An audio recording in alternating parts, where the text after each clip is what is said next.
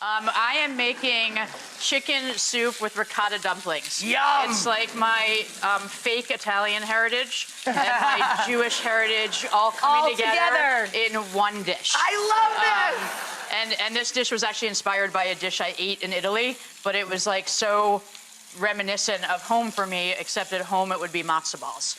This is ricotta cheese. These are sort of a play on gnocchi without potatoes. Potatoes can be very finicky. Right. So I have chosen to use ricotta because it's consistent and I can always get the same sort of end result. Right. So we have ricotta, we have Parmigiano. Do you drain your ricotta or you?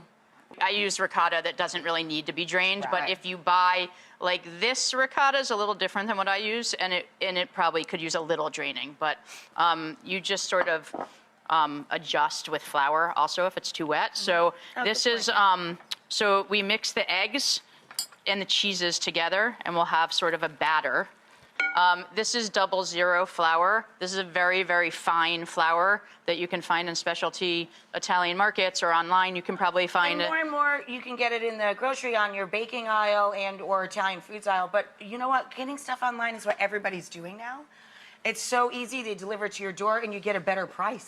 Yeah. Everything's a click away. It really is. And then we have semolina, very, very fine semolina, which just gives it a little texture and a little more durability. And we just fold this in. This is really about making it foolproof. Yeah, they work best when they're chilled. So you let that chillax. So normally we let it chill. We're gonna fake it today. And then we just roll. We've got We've got it all, here. but we have it all staged out. But I'll just show a little rolling here, just to get my hands dirty.